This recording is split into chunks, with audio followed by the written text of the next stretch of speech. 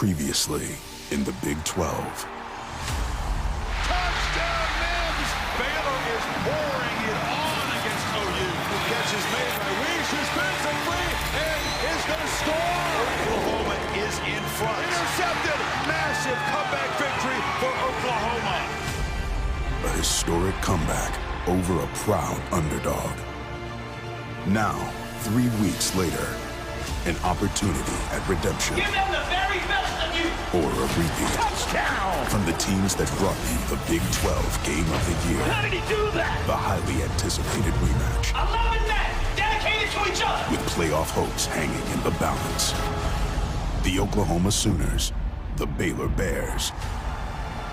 In the Big 12 Championship. You're watching the 2019 Dr. Pepper Big 12 Championship game on ABC. From AT&T Stadium in Arlington, Texas, two 11-1 teams go head-to-head. It's 7th-ranked Baylor and number 6 Oklahoma for the conference title and perhaps a chance to play for the national championship as part of the 4-team college football. Kicks off for the Baylor Bears, trying to win 12 games in a season for the first time in school history. Trey Brown lets it go, and it's a touchback down on the field. Now the quarterback of the Sooners in the Big 12 title game, Kennedy Brooks. Banged down after a gain of 3. He's been a great force lately, has Brooks, alongside Jalen Hurts. He's averaging 11.7 yards per attempt. The all-time record in FBS is 11.6, set by his predecessor, the Heisman Trophy winner last year, Kyler Murray. And he's running the ball so much. I mean, the last 4 games, 22, 27, 28, and 16 carries. And he runs like a fullback, not your normal quarterback.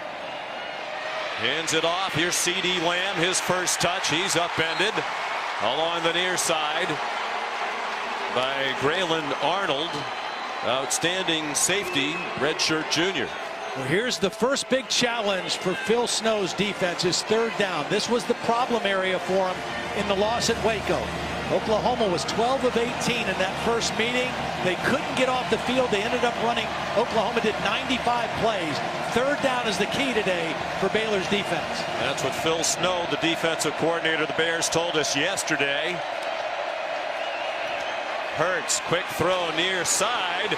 Very close to the first down, but not getting it. Charleston Rambo, who got popped along the near sideline. Now that's Rambo not getting to the sticks. I mean, that's his responsibility. He's got to know what he needs for the first down. All he needed to go was 1.5 yards further, and they get the first down easily. That's a mistake by the wide receiver, not getting the necessary yardage.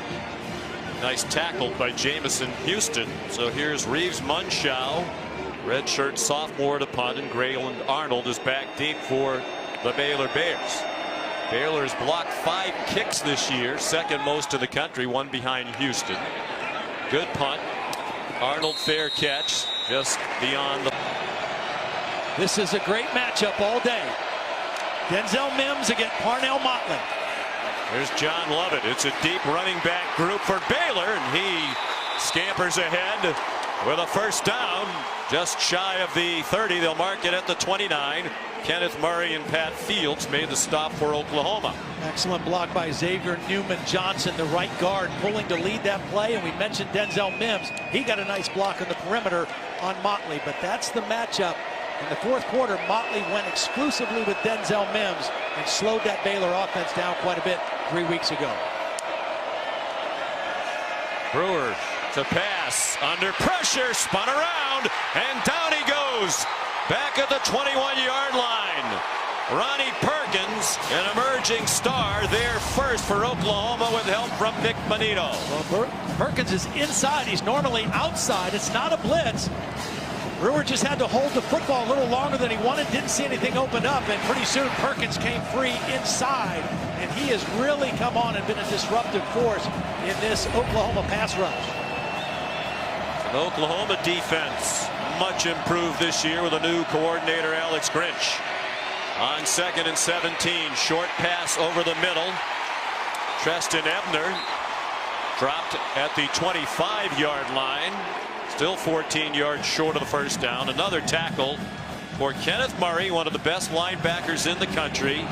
He was one of 12 semifinalists for the Butkus Award. You'll say his name a lot today. I mean, he has got elite speed. He makes plays sideline to sideline. He plays every down, never comes off the field. Also very involved in their pass rush in third down situations from the edge. That's where he looks like he's lined up on this play. Had a big game at Baylor in their come-from-behind win on his 21st birthday. On third and long, lots of time for Brewer. Checks it down. Christoph Henley, the tight end, stopped at the 31. It's Kenneth Murray again with help from Nick Benito. And the Bears will punt on their first possession. There's Alex Grinch. Came over from Ohio State. It was one of the worst defensive teams in the country last year. They still managed to make it to the college football playoff. But they are much improved defensively in 2019. Isaac Power, the punter. C.D. Lamb, no fair catch. Managed to stay in bounds and bring it back to the 23. Inside the home of the Dallas Cowboys. Sean, I really think C.D. Lamb is going to get his hands on the ball a lot here early. They look in his direction on first down. Jalen Hurts on target. Missed tackle. And here goes Lamb across midfield. Still going. Inside the 20. And finally taken down inside the 10-yard line by Henry Black. He's only had 6 catches the last 2 weeks. He's been visibly frustrated. When you see him on film, get him involved. He's your biggest playmaker, and what he does best is what he does after the catch. He breaks tackles. That's the part of his game that has improved the most from last year to this year. He told us we did their opening game against Houston. He said, I need to improve after the catch, and boy has he. 11 yards after the catch per reception, best in the Big 12, helped by a couple of missed tackles by the Baylor defense. Now Jalen Hurts ducks down at the 5. You saw Jordan Williams and Henry Black. It's good team defense that time. Both these offenses are going to run their quarterback, particularly in the red zone, because you pick up an extra blocker, and they're both very good runners. Jalen Hurts is like a fullback in the backfield, so basically you have 3 backs in the backfield right now that are all physical runners for Oklahoma. Hurts got them back into that game and pulled out the victory at Baylor with his legs. He carried 27 times. He handed it off here, and it's a touchdown for Kennedy Brooks.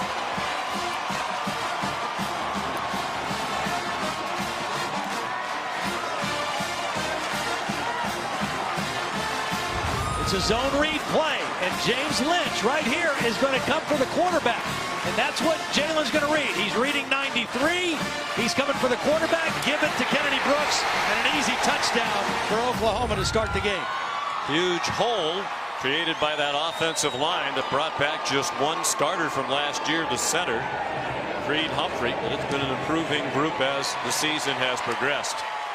Gabe Burkich added the extra points. The extra point made it 7-0. 6-yard touchdown run by Brooks, set up by the 71-yard catch and run by C.D. Lamb. More than 133 yards per game. Gabe Burkich kicks off. Josh Fleeks, deepest for Baylor, and they'll take it at the 25. Tonight, they've been even better statistically. They're a scary team right now. And a huge favorite to win their 5th straight ACC title before Baylor could snap the ball a flag. Mike DeFee is the referee. Oklahoma, one of the things they do under Alex Grinch that's different, they like to stunt or shift late.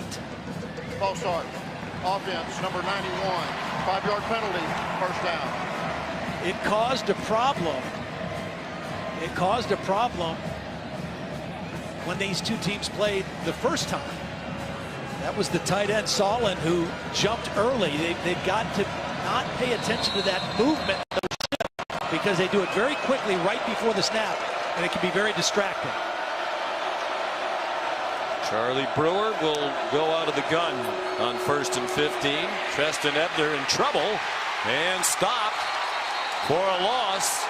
Nick Benito's had an active start to this one. Parnell Motley, the quarterback, also helped. We mentioned they brought in Alex Grinch. Last year, 114th in yards per game allowed. As we like to say, triple digits. It's not good when you're on defense. Triple digits and everything. Worst in the country in pass defense, 129th, and this year all the way up to 22nd in the country in pass defense. Remarkable improvement by Oklahoma. Reputation this conference, they don't play any defense. They have this year. Here's Benito after Brewer, who escaped and runs out of bounds. Minimal gain. Got a couple out to the 21, but it'll be another 3rd down and long for Baylor.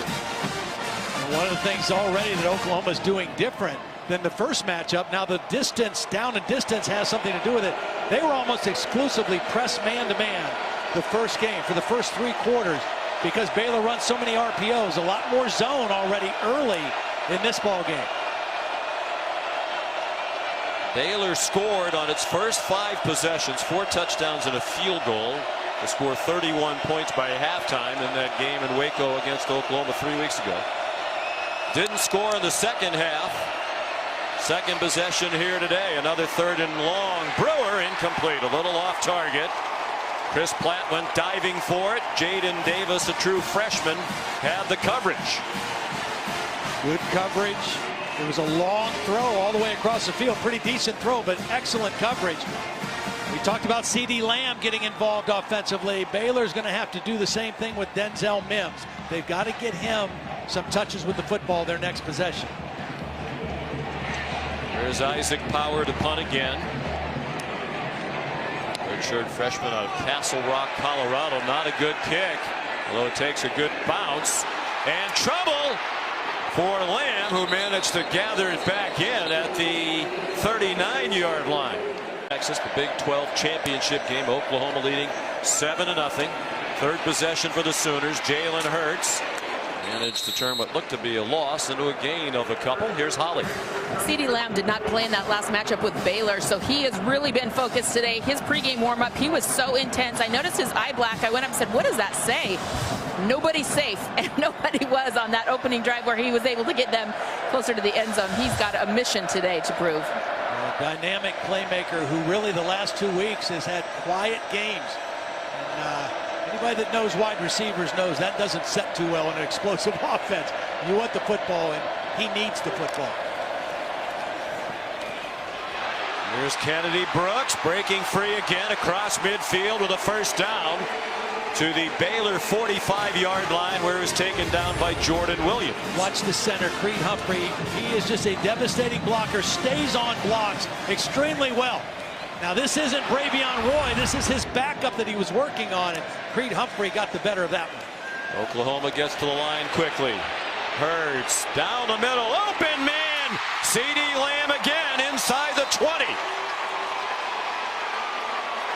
Well, Jalen Hurts told us when we chatted during the week, Lamb will make his presence felt, and he has done that very early here today. They tried to reroute him, but Lamb just kept moving with his quarterback. Jalen Hurts got out of the pocket. It was a 3-man rush, and he just waited until C.D. Lamb cleared, and that connection, the 1-2 punch, number 1 to number 2, off to a great start. 26-yard gain. Hurts 3 for 3, already over 100. With the big play, the 71-yard connection on the last series.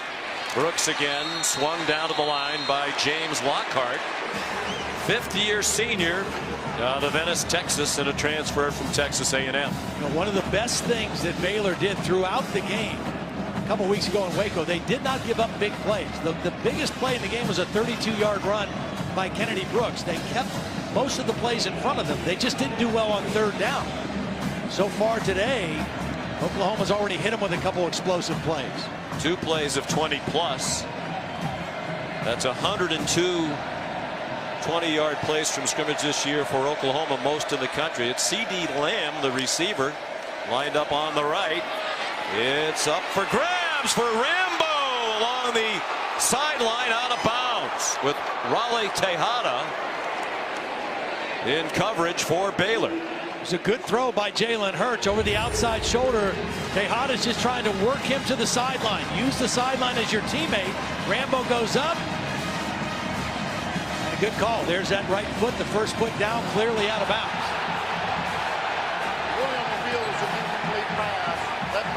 Left foot in. Yeah, the left foot was in before the right foot. They may reverse this. The Oklahoma fans think they will. Looks like the left toes touched down first, but does he have possession of the ball? I don't think he had secured the catch yet. The left foot did come down first, but it looked like he was bobbling the football as that foot hit. No question the left foot's down there first. Great look at it. From the first view we had, it looked like he had control, but on the second look, you're absolutely right. He does not have control of the ball. Now the other foot's out of bounds. Yeah. This call should be confirmed as incomplete. That's Bill Lamagnier, our rules expert, long time on the field referee. Yeah, the left foot clearly got down once we showed it again, and that's what the Oklahoma fans are seeing. From the center of After the ceiling. the play, the receiver had a foot in bounds. However, he did not maintain possession of the ball.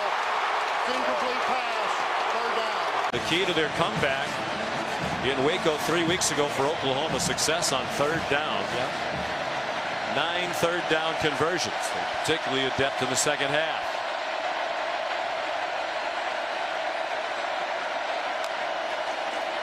Jalen Hurts, three-man rush, and they get there. James Lockhart first. All three of them there, Lynch and Roy. That is their 21st sack this year when rushing only 3 men, by far the most in the country. Well, first of all, it takes 2 guys to block Roy. That's going to leave single blocking out here. Lockhart working on Proctor, and he gets there first. And those 3 defensive linemen, they're old, they're mature, they're all physical, and they are the strength of this Baylor defense. So here's Gabe Burkich, the only kicker in the country who hasn't missed a kick. Field goals and extra points combined. And the freshman is still perfect. 44-yarder. And Oklahoma has a 10-0 lead with 4:51 to go in the first quarter. Crew, delighted to have you with us for the start of this huge Saturday of college football. Short kick by Gabe Burkich after the penalty against Oklahoma. And it's going to give Baylor great field position. For Baylor, they have 1 first down. Run a total of 7 plays. The 8th is Brewer on the run. He really hurt Oklahoma early in that game in Waco 3 weeks ago when the Bears built the 28-3 lead. A lot of quarterback draw from Brewer in that one. A lot of quarterback draw, and then also just him going off schedule and running against man coverage. There was gaps that were left in the defense, and he was able to capitalize on. John Lovett, the running back. He gets the call, and he gets stopped for a loss. Pat Fields up from the secondary. This is just excellent safety work. Pat Fields, he's going to come and set the edge on the defense right there. His main job is to turn it inside. That's his responsibility, but he does more than that. He actually gets him to the ground. All 3 Baylor possessions, Sean, there's been negative yardage plays by this Oklahoma defense. This is no way to play if you're Baylor. 3rd and long. 3rd and 10. That's a little better than their 3rd down average. A blitz from deep. And the throw is incomplete. Larian Turner Yell came on the blitz. The pass intended for Tyquan Thornton. And it'll be 4th down and another Baylor punt. That was a heck of a blitz because Jamichael Hasty is their best pass protector. But watch this blitz take on the back. And this is a safety coming with full head of steam, runs right through the back and forces Brewer to leave the pocket. And then good coverage downfield by Trey Brown. Well, the Baylor folks thought it was pass interference against Brown. They might have had a point. Isaac Power, the punt, number 3. Georgia 4. Most believe if Georgia wins tonight, the top 4 will remain the top 4. Jalen Hurts to C.D. Lamb. And a gain of 2.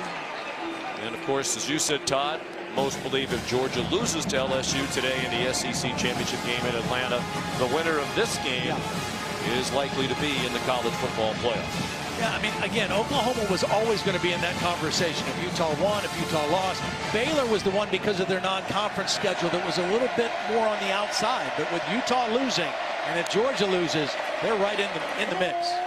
Hurts on 2nd and 8, got it off in traffic, and it's completed to Braden Willis out near the 35-yard line.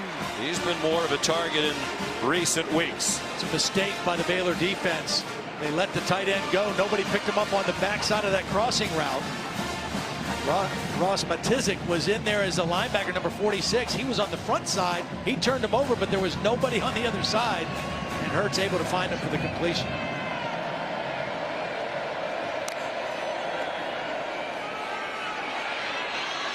Kennedy Brooks stopped at the line of scrimmage. And let's check in back in the studio with Cassidy Hubbard.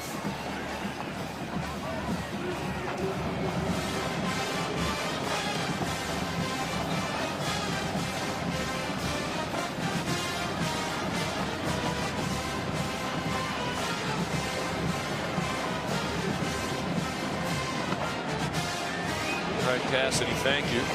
One loss this year for Appalachian State, probably kicking themselves. They lost to Georgia Southern. 2nd down and 10. Hurts sidestepped the traffic after the fake to Brooks. He was looking to throw, finally got forced out of bounds by Christian Morgan. And it'll be 3rd down and 8. Good pressure again by James Lockhart. Right now the matchup that's favoring this defensive line is Lockhart working on R.J. Proctor, who's kind of been back and forth as a guard and tackle. He's a grad transfer from Virginia. Eric Swenson was the normal starting left tackle. We've not seen him yet tonight.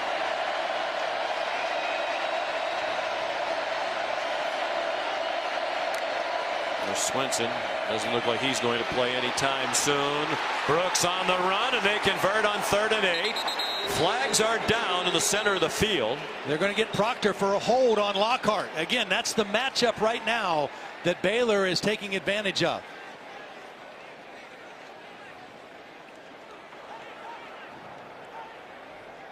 Holding.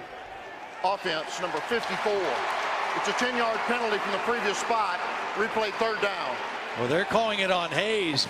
I saw it on the left tackle as well. Take a look right here on the left side. Left guard, left tackle. See, I saw it on the top on Lockhart. They saw it inside with the grab on the jersey as Kennedy Brooks was running by. Could have called either one.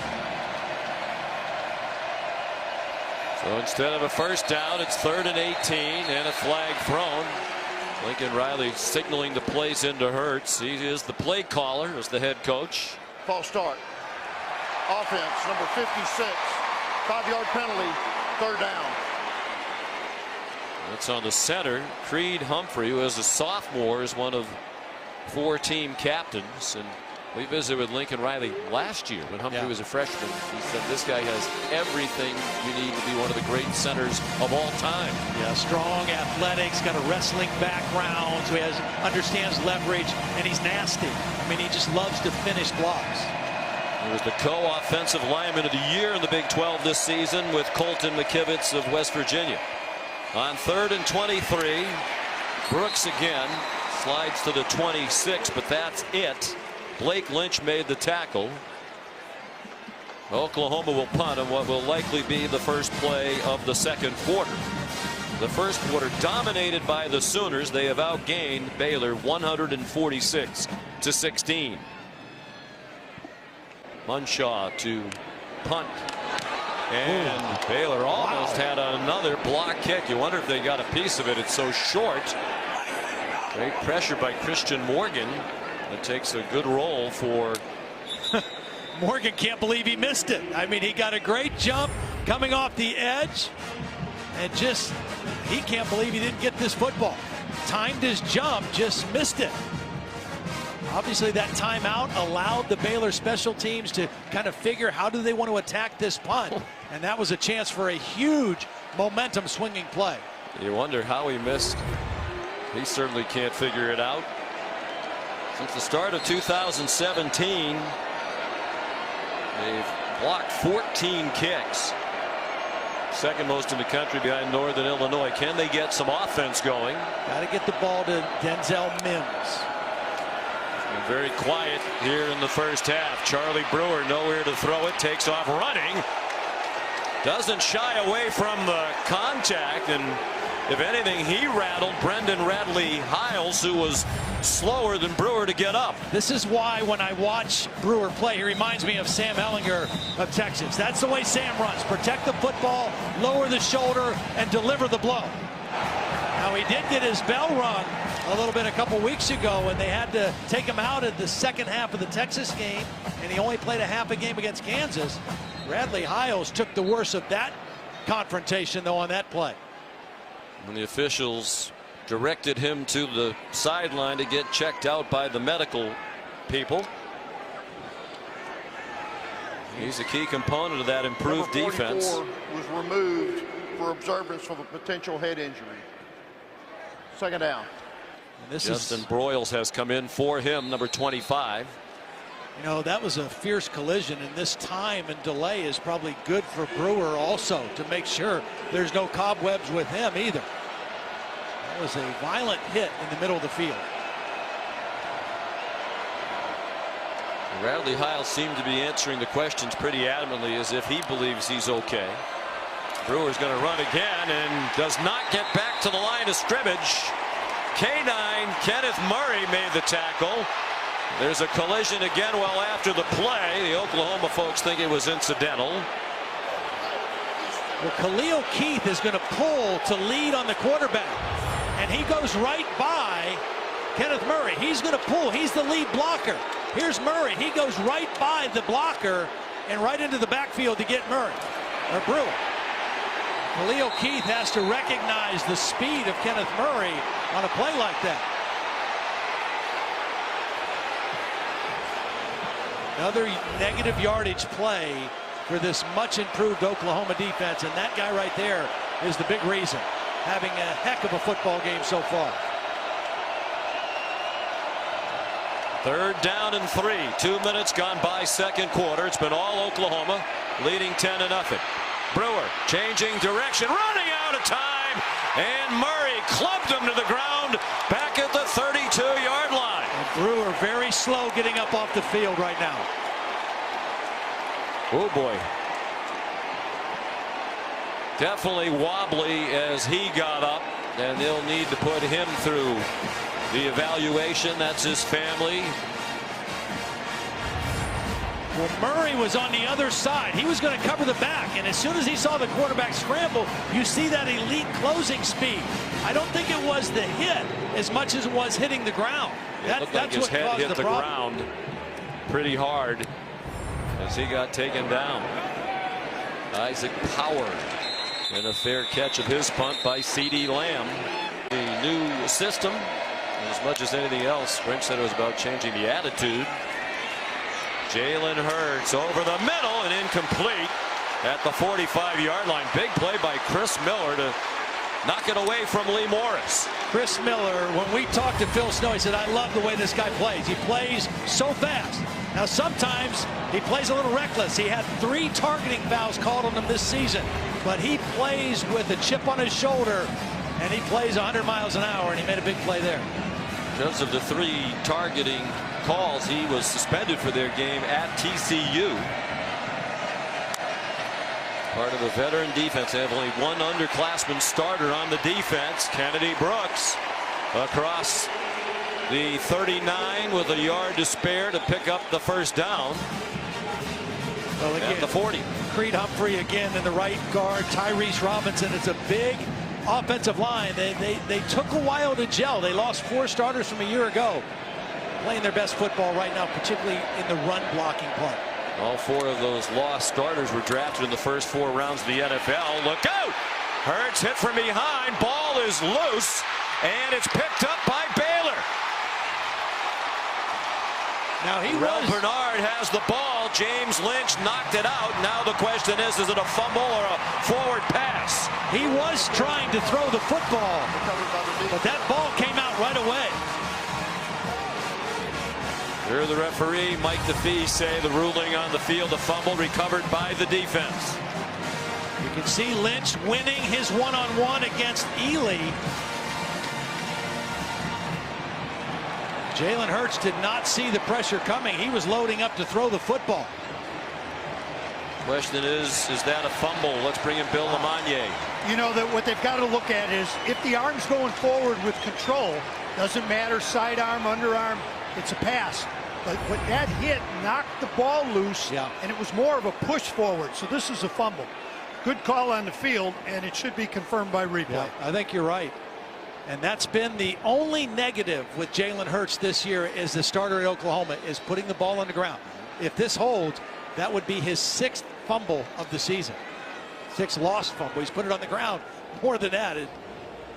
It would be his 3rd against Baylor. He had 2 fumbles and an interception in the first half of their come-from-behind win in Waco. Charlie Brewer's back on the field. And he got a pat on the head there from Mike DeFee, who I think just wanted to make sure he's all right. We'll bring in Holly Rowe in just a moment, because it definitely looked like he was wobbly when he first got up from that big hit from Kenneth Murray on their last possession. Treston Ebner nowhere to go, and down for a 1-yard loss. Let's send you down to the field. Here's Holly. Charlie Brewer came off to the sideline, and athletic training staff asked him some questions, talked to him as he sat on the bench, gave him some hydration. Matt Rule came over, talked to him briefly, but everybody that asked him, he talked to, he said, I'm fine. I'm fine. He wanted to run right back out there. As soon as that fumble happened, he popped up, grabbed his helmet, and ran right back out. He's told everyone he's okay. Brennan Radley-Hiles has also returned to the Oklahoma defense. Mims again. Got to get him the football. Short set by Brewer and a short completion to R.J. Sneed. You know, you just feel like Baylor has to take advantage of this. The turnover, the field position. They've got to find a way to get some points on the board. Oklahoma offense is so explosive. You've got to capitalize when you turn them over. 29th takeaway for the Baylor defense. 5th in the nation in turnover margin, now at plus 13. Only FAU, Alabama, San Diego State, and Notre Dame better in turnover margin than these Baylor Bears, who were 1-11 2 seasons ago, now 11-1, trying to win the conference title. Brewer down the middle, short of his intended target, Josh Fleeks.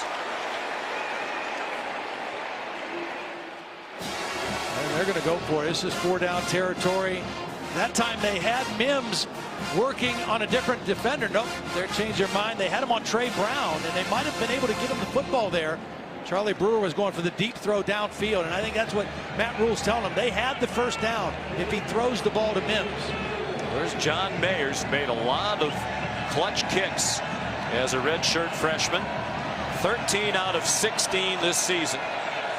They've won several close games, and Mayers has been a big factor in those wins.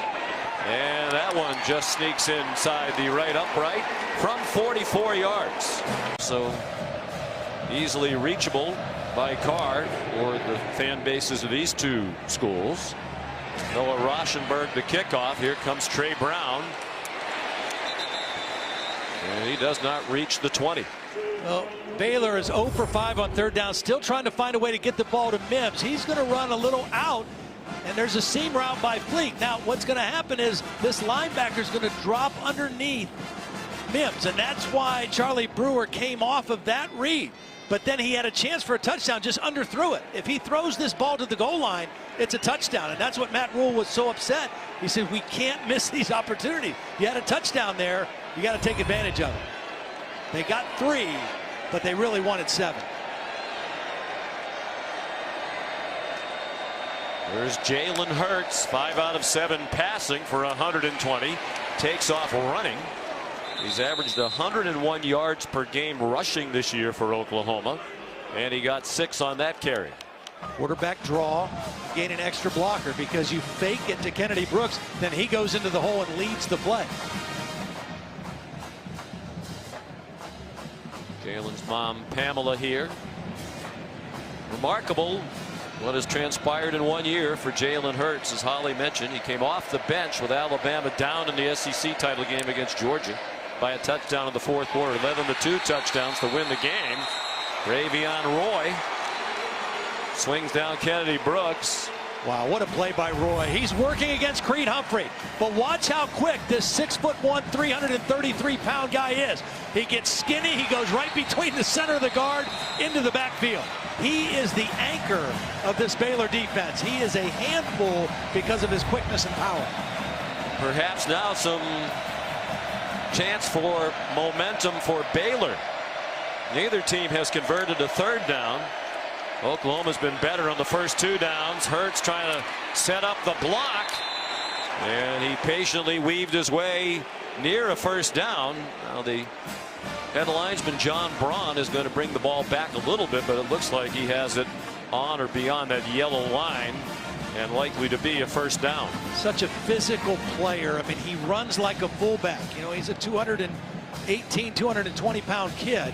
And he's not going to slide very often, especially when he knows he's trying to fight for a first down. And I think that he lowered that head and got what he needed. We talk about his journey. He decided to transfer to Oklahoma. He graduated in 3 years with a degree in public relations from Alabama. Chose Oklahoma.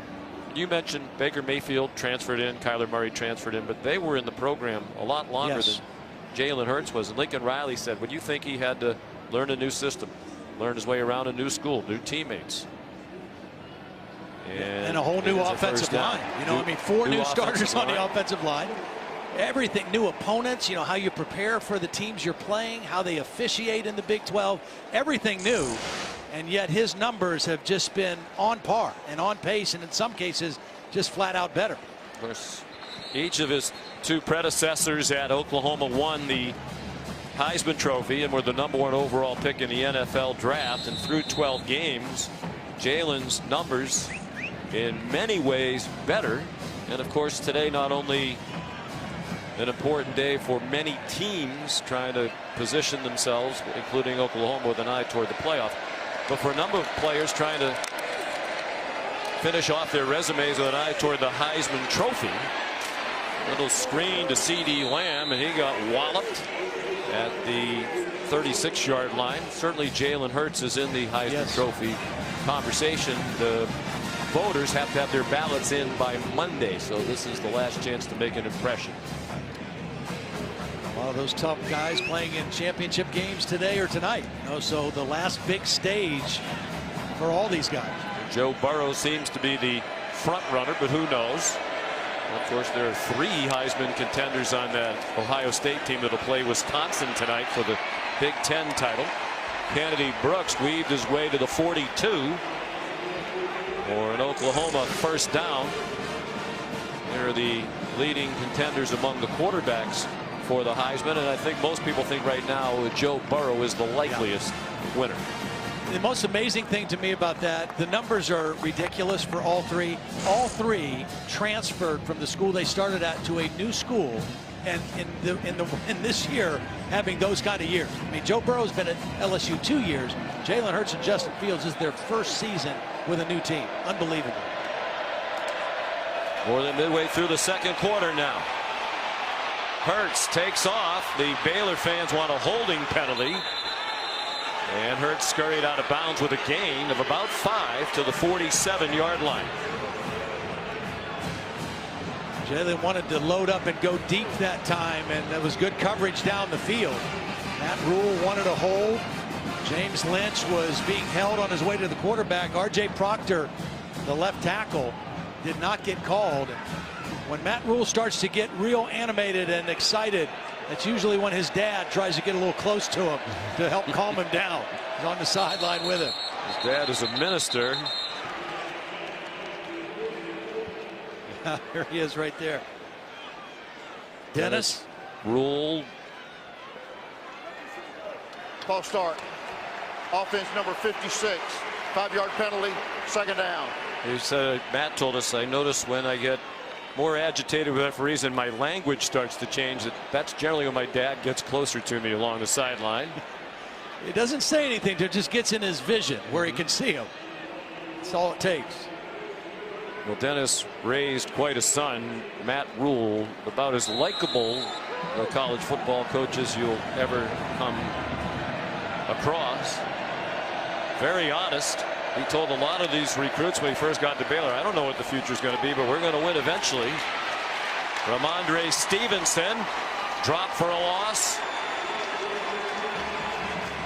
Really nice play by Blake Lynch. Blake Lynch was the outside linebacker setting the edge of the defense. And when you say that, that means you've got to keep your outside arm free and not let anything get outside. You've got to force everything back inside. He was able to do that, and that's why they get another negative yardage play on second down. Bernard in on the play as well.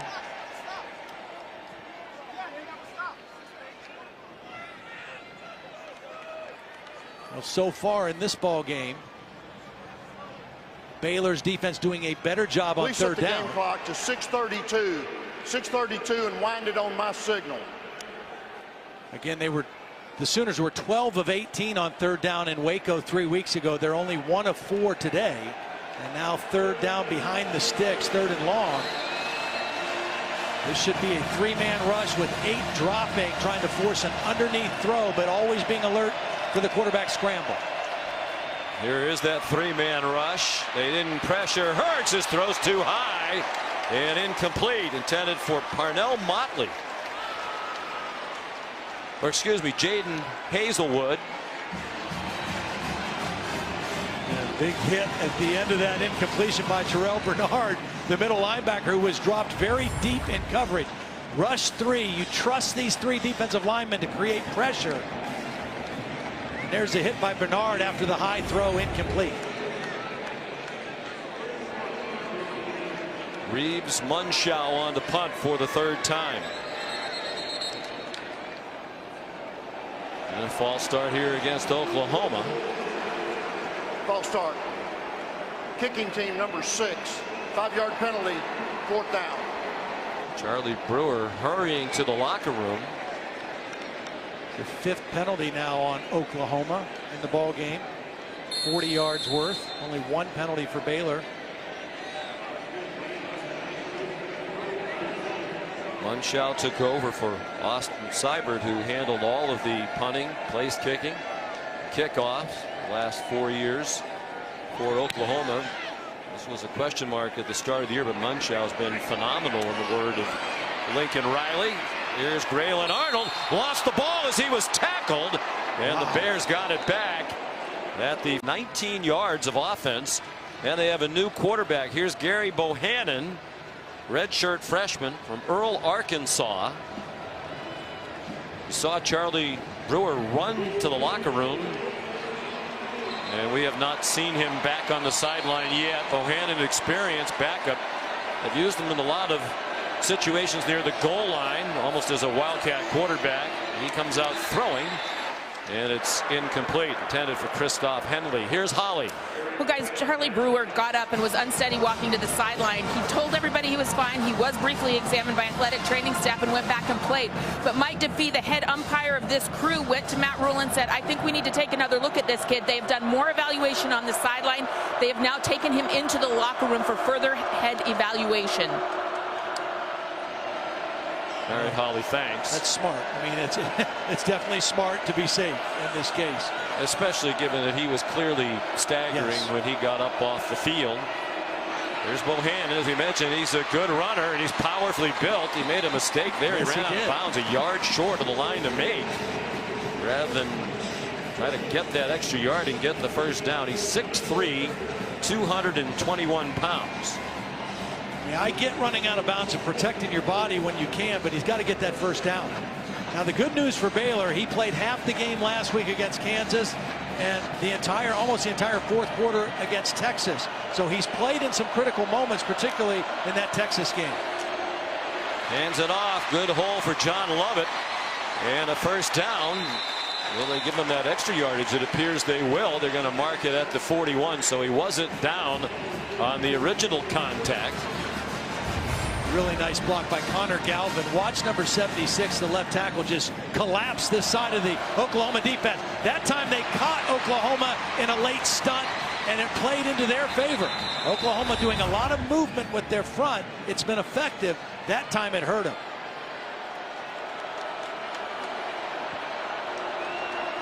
Justin Ebner, Jamichael Hasty, the running backs. Ebner on the right of Bohannon, who's getting blitzed. Got it away to Jamichael Hasty, but it's for a loss. Brendan Radley-Hiles came on the blitz, and he's limping as he gets up, and he's going to head back to the sideline.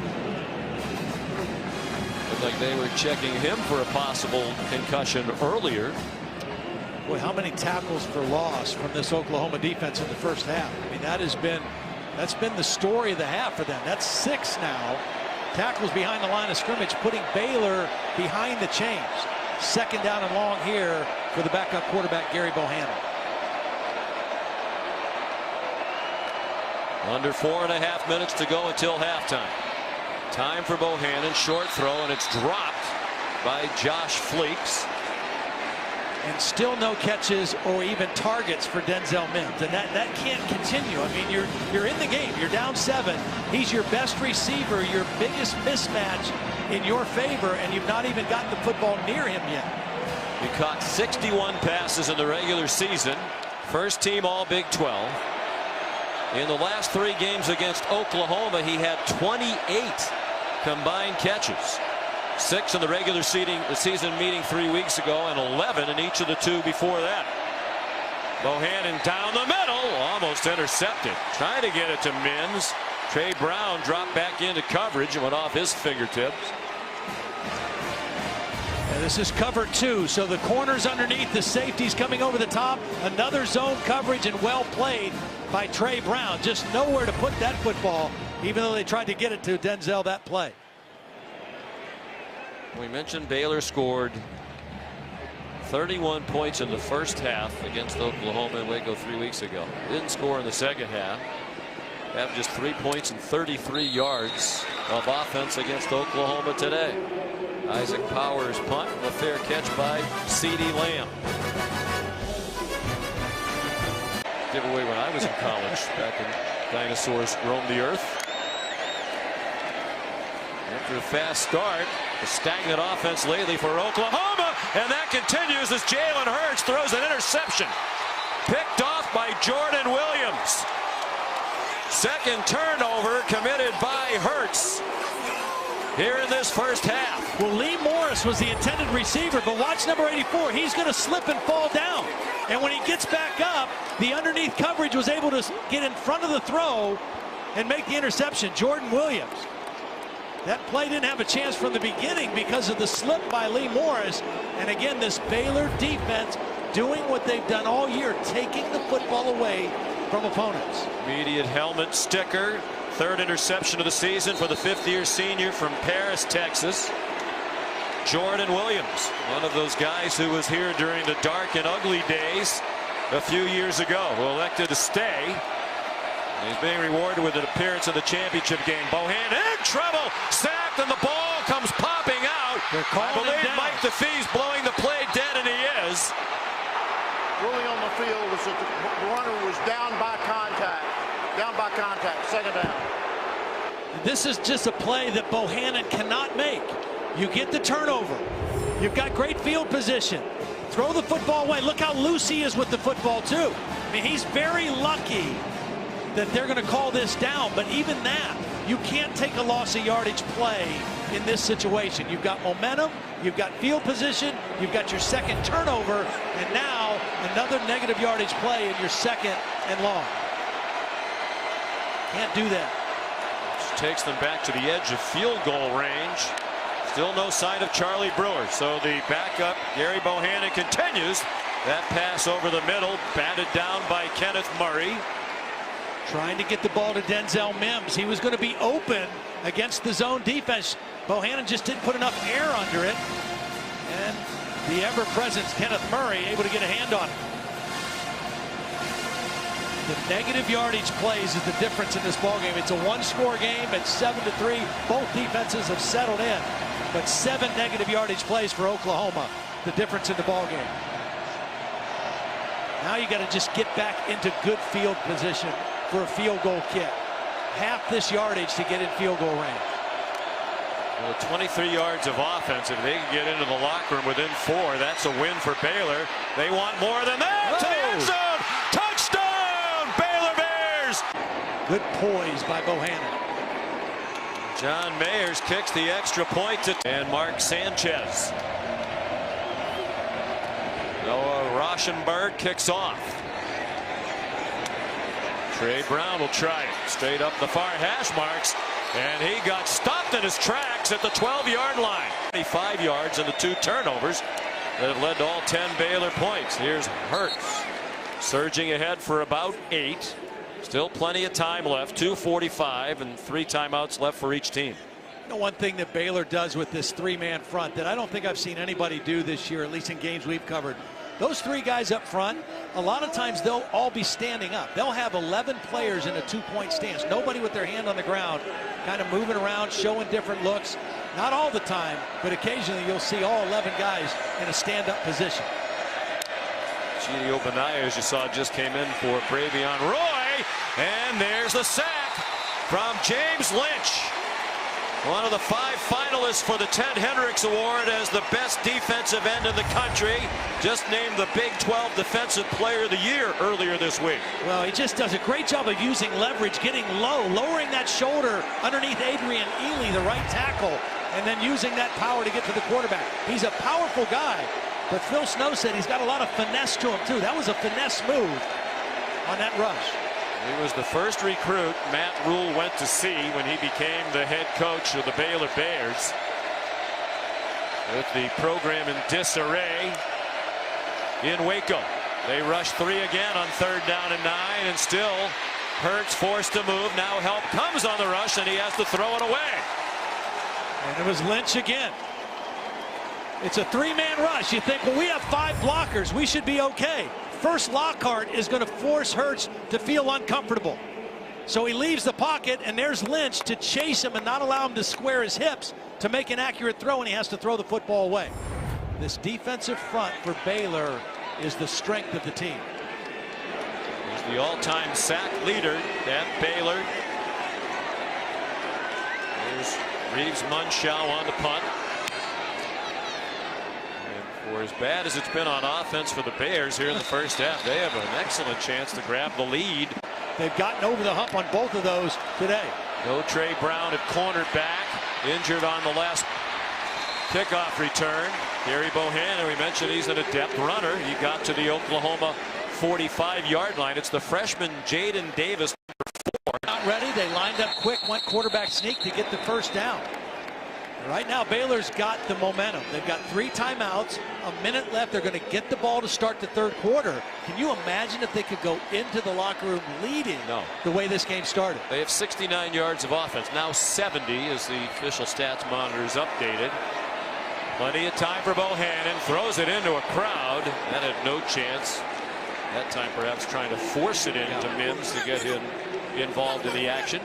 See, I think it's hard throwing it to him down the field. I think they've got to throw a tunnel screen to him or get it to him on a reverse, something where he can touch the football, because right now down the field, Parnell Motley is kind of owning it. He's doing a great job, and he's taking on that challenge of covering the best receiver. 44 seconds to go in the half. The game tied at 10. The Big 12 championship game. Bohannon pulls it down and gets pulled down. Good tackle by Jalen Redmond. Talented redshirt freshman. He's been questionable all week with an undisclosed medical issue. It's not related to blood clotting issues that he had in the past. 3rd down and 11. Pressure brought by Oklahoma. The backup quarterback Bohannon just throws it straight up in the air, and it is caught by Tyquan Thornton. Sean, this is a case of a freshman cornerback, Jaden Davis, who has no idea the ball's in the air or how to make a play on the ball. That ball was thrown up for grabs. I mean, it looked like a punt. Baylor takes their 2nd timeout. 1st and 10 at the 11. 1 timeout left in the half now for Baylor. Dominated for much of the half, but poised to take the lead. Can't take a sack. Bohannon. Can't take a sack. Boy, he has made some plays that have not looked very pretty, but they've been effective, and that time it was effective just to get the ball away. You're in a good situation here to take the lead at the end of the half. You got 23 seconds, you're in field goal range, and you've got that one timeout in your back pocket. What you want to try to save so you don't have to run your field goal kicking team out in a hurry-up situation. Was 3 for 9, but he threw the touchdown pass to Thornton. His second career touchdown pass. He's a redshirt freshman. 2nd and 10. Play fake to the end zone. Broken up. Intended for R.J. Sneed.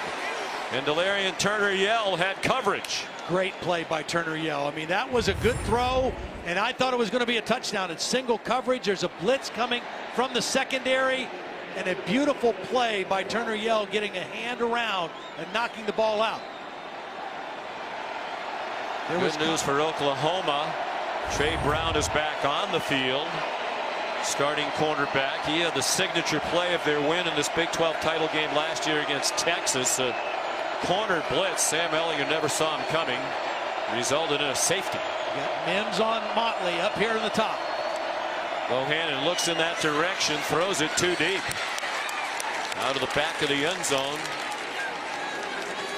And they'll send the field goal team on to try to take the lead for the first time with 12 seconds to go in the first half. Really good situational defense by the Sooners that time. They had their backs against the wall. They gave up the big play, and then they buckled down in the red zone. Got a nice play by Turner-Yell on 2nd down, and then Motley doing his thing on 3rd down to force a field goal instead of giving up a touchdown. Now the redshirt freshman Mayers, who connected earlier from 44. This is a 28-yarder for the lead. And what a year he had. Extended period of scandal. And boy, have they dug out of that a lot faster than most thought was possible. Charleston Rambo back for this kickoff after Brown was injured on the kickoff return not long ago. Rambo reported that Brewer had to go for more evaluation. We haven't seen him since. And that's the biggest story of the second half. Once we find out what the deal is with Charlie Brewer, that will dictate how Baylor tries to play. In half, Gabe Burkich, the redshirt freshman, kicks off. And it's a touchback. A moment ago, Holly minus 0.3 yards per play on 1st down. And right on cue, Josh Fleeks dropped for a loss by Delarian Turner-Yell. Well, they've and now they've got to figure out how to do it in spite of their offense. Bohannon elected to keep it. And as he turned the corner, he got hit hard by Pat Fields. Not the biggest defensive back in the country at 5'11", 192, but he's delivered a couple of big hits. Another 3rd down and long situation. Both teams struggled on 3rd down in that first half, mainly because of long yardage situations. So now your backup quarterback with a very difficult 3rd down play pretty far back in his own territory. He's got to be smart with the football here. Gary Bohannon played in 8 games in the regular season. In relief of Charlie Brewer. Forced backwards, throws it over the middle dangerously again, and it's batted away by Trey Brown. There is a flag down. Neville Gallimore had good pressure on Bohannon. Holding. Offense number 55. That penalties decline. 4th down. Well, they're going to call on the right guard. Watch as the stunt comes in here. That's where the holding's going to be called on Xavier Newman-Johnson. He reaches out and grabs. Gallimore's the guy that got the pressure, and it's such a dangerous throw. Just said you got to be smart with the ball. That was not a very smart decision by Bohannon, but he got away with it. He's gotten away with a few in his limited time in this game. Isaac Power will punt. Got the feeling if Bohannon continues to throw it up for grabs, it's just a matter of time before it hurts Baylor. The bench. It was on 3rd down and 20. The first play of the second half for Oklahoma. Kennedy Brooks around the corner and out of bounds with a gain of 4. You know, the MO for this Oklahoma offense down the stretch has been to really rely on the running game between Kennedy Brooks and Jalen Hurts. You wonder if in this second half they're going to try to get that established a little more effectively, see if they can wear down this Baylor defense. Jalen Hurts Sidestep the rush, throws on the run, open man, Charleston Rambo taken out of bounds. But with a first down for Oklahoma in the Baylor territory at the 46. Beautiful job by Hurts eluding the pressure. They had Lockhart working on a running back on that protection, and Hurts alertly saw it and was able to slip in around it to get protection. Hurts checks it down to Kennedy Brooks. And he is stopped at the 42. Here's Holly. A developing story for this Oklahoma offensive line. They are without their right tackle, Adrian Ely, who I saw go to the locker room just before the half limping. He has been battling a knee injury. So in comes Eric Swenson, number 77 at right tackle. He's been banged up as well, hasn't played the last 2 weeks. But they are really running out of guys on this front for Oklahoma right now. R.J. Proctor playing left tackle today, largely because Swenson couldn't go at the start. At least they didn't want to play him. He's had a shoulder injury reportedly. Jalen Hurts stopped at the 40-yard line. It'll be 3rd down and 4.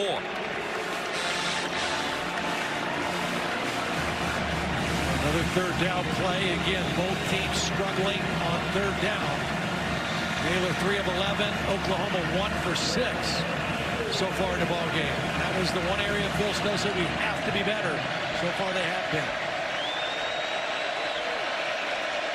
Only Ohio State, Air Force, and Alabama better on 3rd down all year than Oklahoma. They convert on this one.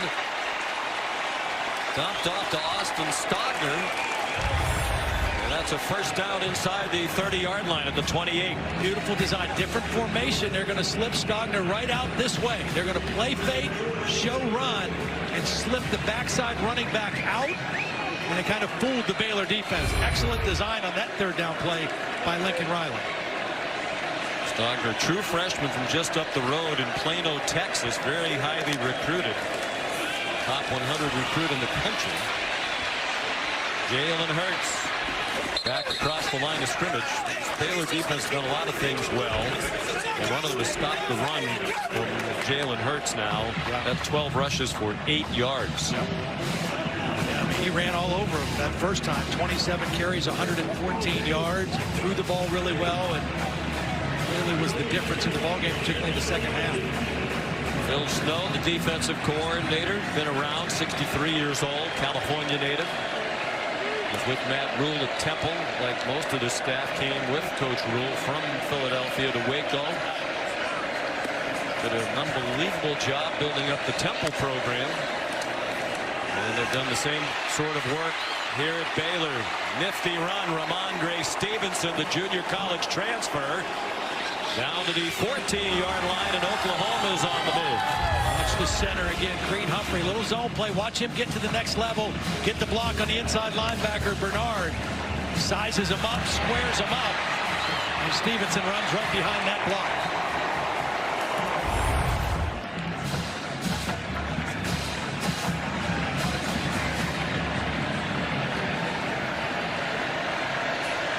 C.D. Lamb at the top up here.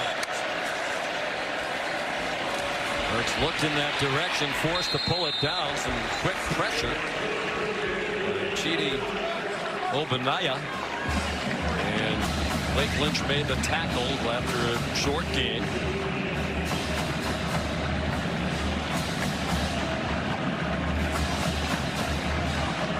Wiley was reporting on the changes with that offensive line. Bill Beatonbow is one of the best offensive line coaches in all of college football.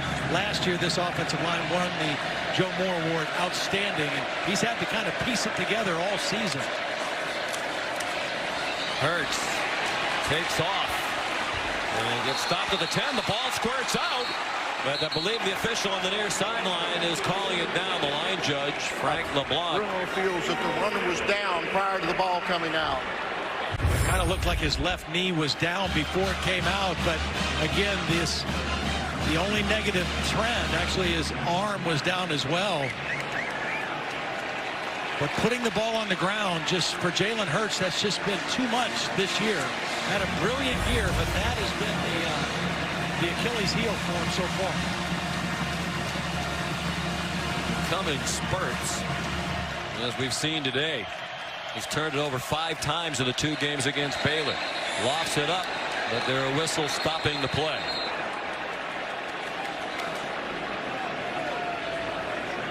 prior to the snap, Oklahoma takes their first time out of the half.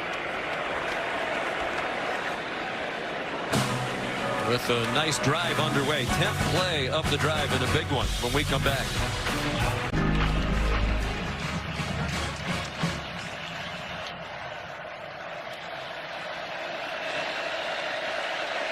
Third down and 8 for Oklahoma, trailing 13-10. Jalen Hurts with great patience, and now he runs down to the 6-yard line. Short of the first down, and they're going to send the field goal team out to tie it. It was a good stop by the Baylor defense. They needed a stop there. It was a pretty decent drive going. And they bowed their neck, just like we've seen Oklahoma's defense bow their neck. I mean, both defenses have played outstanding. For Oklahoma, it's been creating negative plays. And for Baylor, it's been critical stops on third down and takeaways. Burkich made all 15 field goals this season, and now 16 as he connects from 24 yards. That's the longest field goal streak to start a career in Oklahoma history. Tied at 13 in the Dr. Pepper Big 12 championship game. In the game for the first time. Oklahoma for the 11th time, trying to win it for the 10th time. Burkich. His kick, he was coming off back-to-back 10-win seasons at Temple, but Matt Rule embraced the challenge. 1-11 his first year, 7-6 last year, 11-1 this year. As we mentioned earlier, the first Power 5 team to win 11 games within 2 seasons of losing 11. And rumors now that he's built this up, that NFL teams have interest, and certainly they do. Other colleges might. He said, you know what? I didn't stick around at Temple long enough to really enjoy the fruits of that labor. My family loves it in Waco, and he has a good thing going there. I didn't get the sense he's in any hurry to leave. On 2nd and 10, Gary Bohannon throws incomplete, trying to get it to Chris Platt.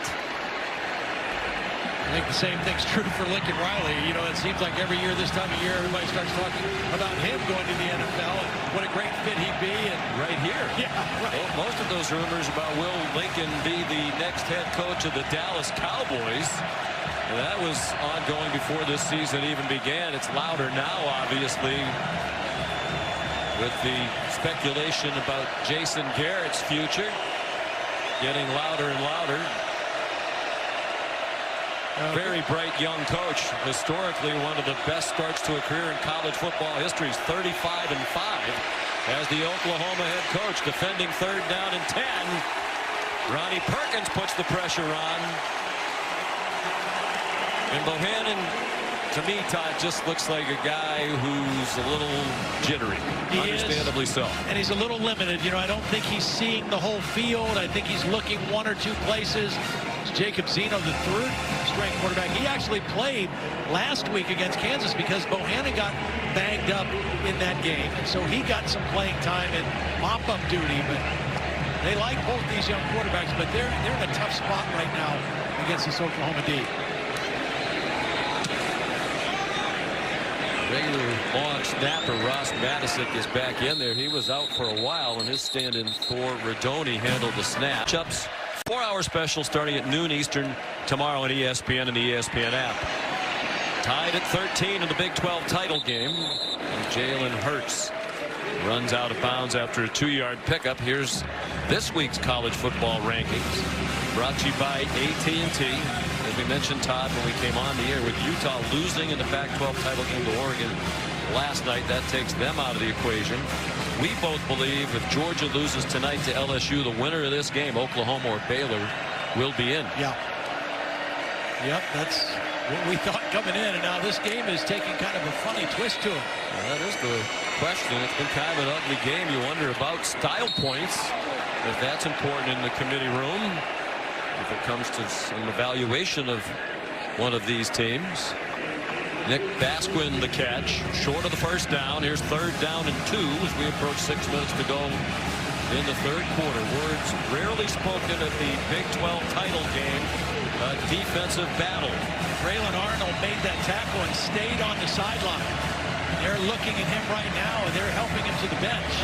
at the end of that play. He's one of their starters at safety, the field safety, a very important position in their defense. He's a stalwart, redshirt junior, 25th career start. J.T. Woods is in for him. Jalen Hurts throws, open CD Lamb, out of bounds, first down into Baylor territory at the 49-yard line.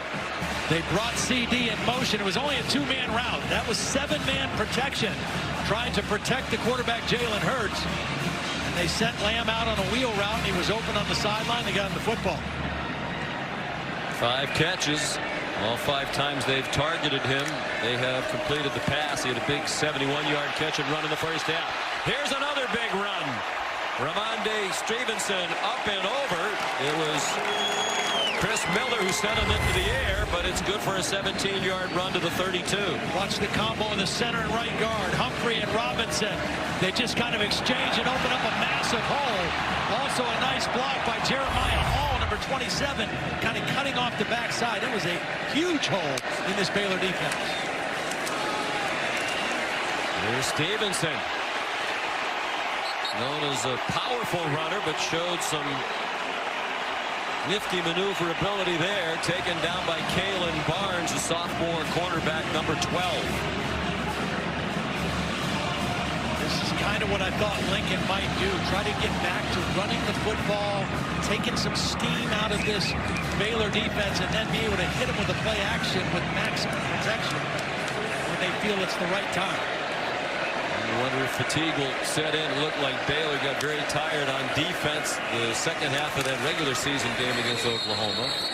They've been on the field for about 10 minutes more than the Oklahoma defense here today. Stevenson, the ball carrier, again to the 20-yard line. Well, that's one of the things Phil Snow told us yesterday. He said, you know, the one thing that we're doing better now is we're rotating our defensive people more, especially our linemen.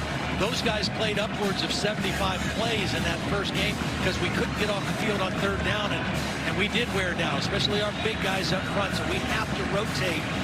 So they've been doing that tonight. They've been trying to keep those starting 3, Lynch, Roy, and Lockhart, fresh as they possibly can. Kennedy Brooks back in that running back. Design run, it seemed, for Hurts. Broke one tackle, but couldn't break free from the ankle tackle of Chidi Obanaya.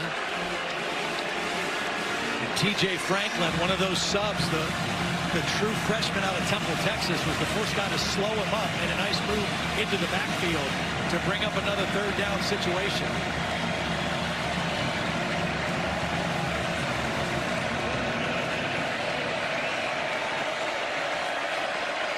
Third down and 6. They are in field goal range at the very least to try to reclaim the lead.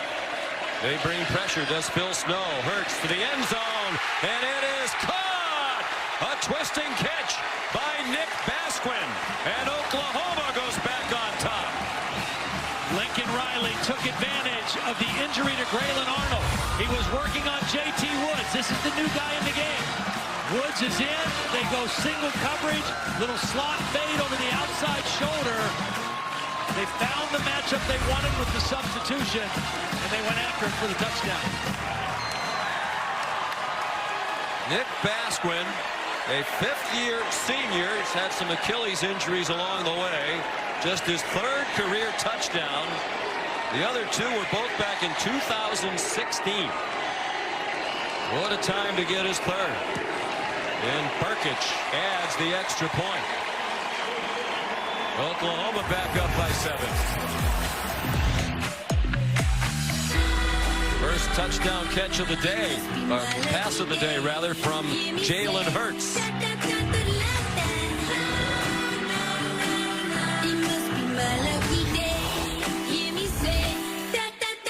Coaches, or you can keep it right where you are. This is turned into a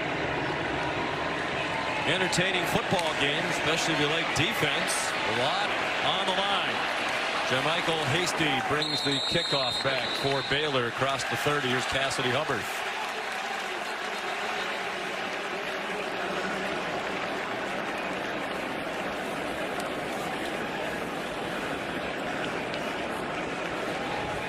We'll go to Cassidy in a minute. There's some flags. We're going to sort that out.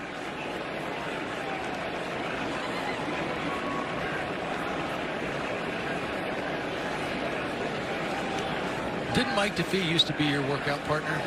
Yeah. You used to train with him. So. Grab the curl bar. After the play, personal foul, necessary roughness. Return team number 35. 15-yard penalty from the dead ball spot. First down. Tristan Slinker. Now here's Cassidy Hubbard. And how about that, Todd? Yeah. Lane Kiffin widely reported to be heading to Ole Miss. Yeah. Lane, the one thing about it, he's kind of been a lightning rod for a lot of things, but he is a good football coach and as good a play caller offensively as there is in college football. It'll certainly make things even more interesting in the SEC West. Here's Gary Bohannon. Have to find some offense, right? I mean, they got to figure out something they can do with this guy at quarterback. That's probably their best first down play they've had all game. They've got to find some things that he can do, that he can be comfortable with, and try to get themselves in some third down situations where it's 4 yards or less. As he's not going to be able to make the plays you need consistently on 3rd and 7, 8, 9, 10. You got Ford on the run. He used him a lot as a runner this year. He handed it off to Jermichael Hasty. And that's a first down. They had just 1 yard of offense in this quarter. Prior to this possession, that's a 13-yard run for Hasty, another fifth-year senior. Well, watch this, man. He's just going to get up the field too far. And Hasty's going to slip right inside of him. There's nobody blocking him. And then Kenneth Murray, who doesn't miss many tackles, took a bad angle and missed it. By his hair, which is legal. Crowd's just seeing that replay now and responding to it. Another negative yardage play on first down.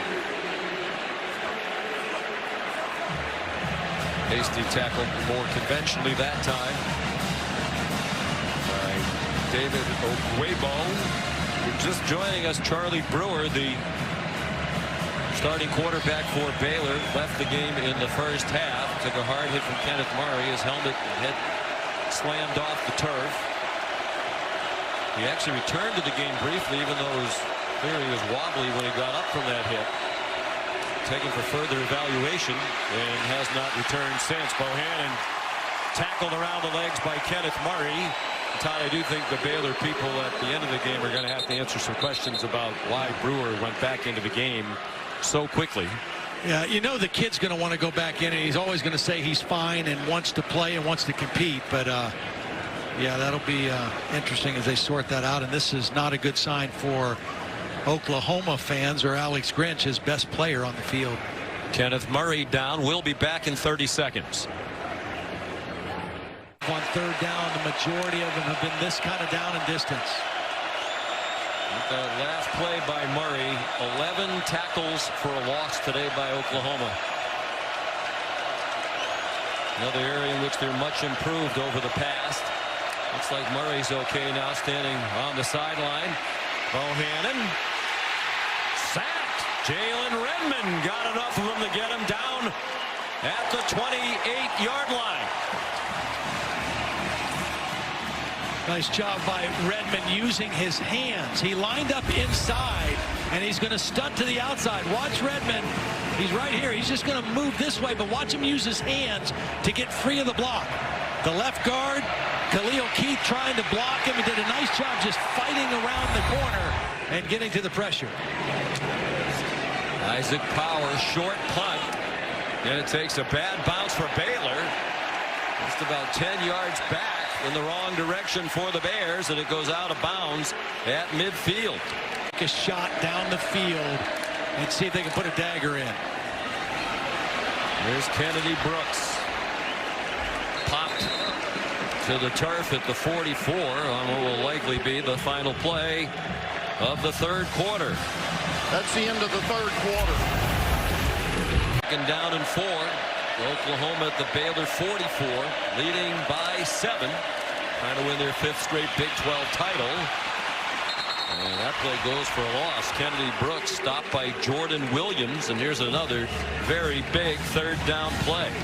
Yeah, you almost get the feeling, Sean, the way this game is going, that if the Baylor defense can't get another turnover or really flip the field in a major way, it's going to be hard to win. Didn't look like they were lined up and ready to go, but they're putting pressure on Hurts, who dumps it off to Kennedy Brooks with all kinds of running room down the far side. Just a beautiful job by Hurts, buying more time, just patiently stepping away from Lockhart. Lockhart's going to get inside pressure, and Hurts doesn't panic, just kind of drifts away, and then finds his dump off to Kennedy Brooks. 19-yard gain. Oklahoma's won 51 games in a row when leading after the third quarter. Trying to make that 52. Brooks stopped at the 23. The last time they lost a game when leading after the third quarter was back in 2014, December that year. Led Oklahoma State by 14. Entering the fourth quarter, lost in overtime.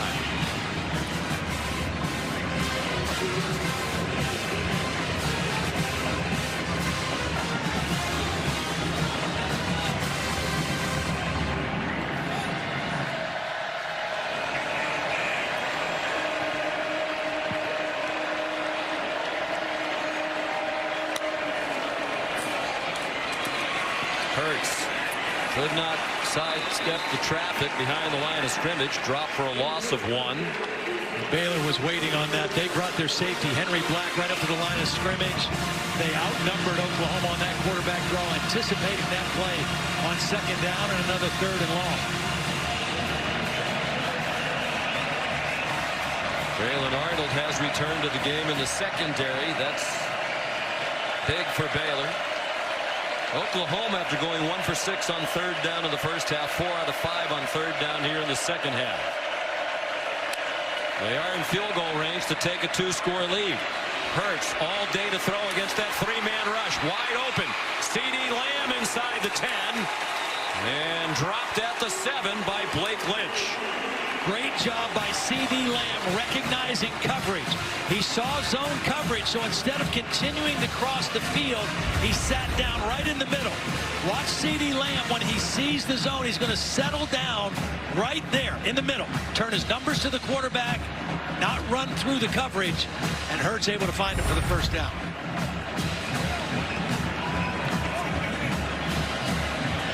.141 yards receiving for C.D. Lamb. The 6th time this year he's had at least 135 yards receiving in a game.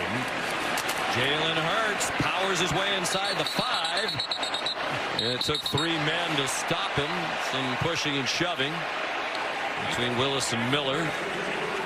Sean, Matt Rule was on the sideline before that ball was snapped, holding up his hands in a symbol to say quarterback run, quarterback run. And it didn't matter. I mean, Jalen Hurts, again, just shows his power when he runs. Even if Baylor knows it's coming, sometimes his strength and power, particularly his lower body power, is what gains yards when more yards and plays are blocked for. In no hurry, already leading by a touchdown.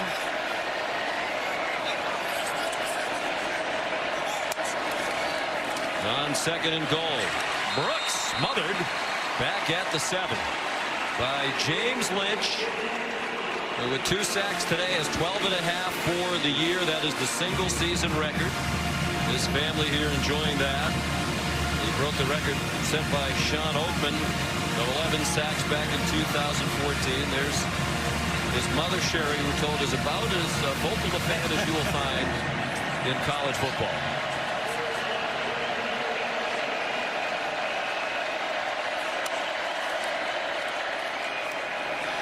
Long fake by Hurts into the end zone and off the hands of Braden Willis. You know, last year in situations like this, Todd, in that game, we saw them throw the ball to Grant Calcaterra. That was a big loss for Oklahoma this year. Terrific tight end who had to give up football after repeated head injuries. He scored 2 touchdowns in this game last year. They tried to fool him on that one. They tried to show block, but Chris Miller was not fooled. He was there in coverage, and Jalen had to try to put the ball in an outside place, and that's why it was incomplete. Good coverage by Chris Miller. A big kick here for Burkich, who's made now all 17 kicks of his career, all 17 field goals, adding to the longest streak in Oklahoma history. 24-yarder and a 10-point lead for the Sooners. almost unfair. Holly hosts Big 12 today on the satellite radio. She knows everything there is to know about the Big 12. Gabe Burkich with a touchback. Probably time to try something different. He's only played one game in college, and it was last week, but why not? And he gets tripped up. Another play behind the line of scrimmage by the Oklahoma defense. It's Isaiah Thomas, redshirt sophomore from Tulsa, with his second sack of the season. Thomas was working on a tight end. That time he was working on Henley and just came on an inside stunt and then followed it to the quarterback and got the sack. And again, that's been the story for this Oklahoma defense today. Tackles behind the line of scrimmage, putting Baylor behind the chains, particularly on first down.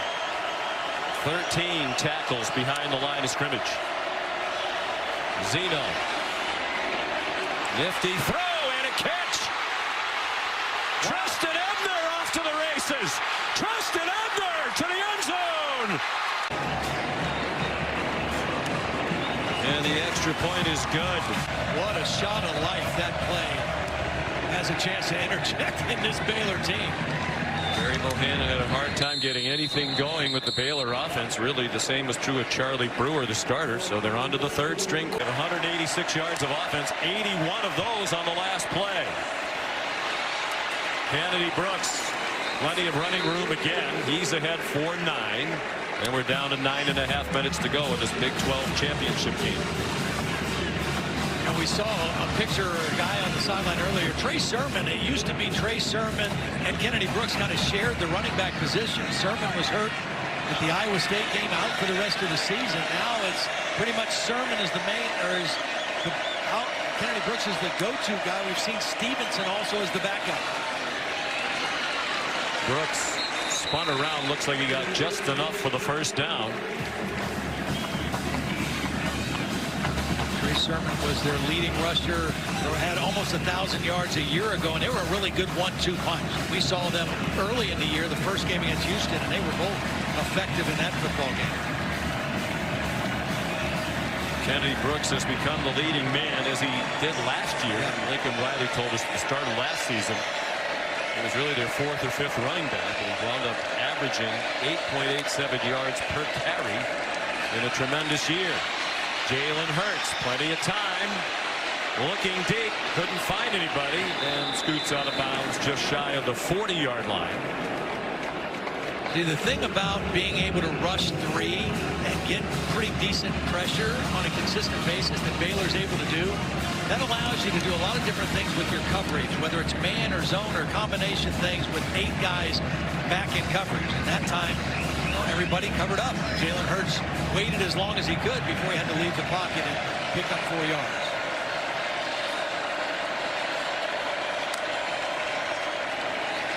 This time Baylor crowds the line of scrimmage. Hurts got it off. Another first down. Ramondre Stevenson across midfield and powers ahead to the 47-yard line. Ramondre Stevenson just kind of snuck out that time. Watch Stevenson come from this side of the backfield. He's going to go right into the line and almost duck like he's hiding. And then he's going to slip into the back, in the middle of the defense. Ducks, gets up, and gets behind the linebacker for the completion. Junior out of Las Vegas. Newcomer to Oklahoma. He's out of Cerritos Junior College. Stevenson again. No gain this time, and we're halfway through the fourth quarter now. I think you'll see Lincoln Riley have Jalen Hurts take lots of time here. Keep your foot on the pedal. Don't get complacent, but don't be in a hurry. Use the clock to your advantage. You know your defense has played lights out. They've given up a couple plays, just kind of fluky kind of plays. You got another freshman quarterback in the game. Use the clock. Pressure up the middle. Kennedy Brooks ran past that. Turned it into a gain of a couple as James Lynch missed. He hasn't done that very often during his time at Baylor. Here's a mammoth third down play. I would say this might be the play of the game for Baylor's defense right here. Under 7 minutes. Your third string quarterback in. You're in the game down 3. You got to get a stop here just inside the 50. Not in field goal range. And you wouldn't think they would go for it unless they got much closer to the line to gain than the 9 yards they have to make right now. They stick with a 3-man rush. Hurts across the line, shoved out of bounds. A gain of a yard. It's 4th down, and Lincoln Riley has a decision to make. Oh, you got to punt the football, Sean. Your defense has played lights out. I mean, you got to play complementary football right now. Pin them down and let your defense continue to win the game for you. Well, last year there was no way in this game we would have said lean on your defense. No we doubt. talked about Oklahoma. What a turnaround. And not just today. I mean, all season. They have had their moments where it started to go sideways on them, but by and large, incredible improvement from last year. Reeves Munchau to punt.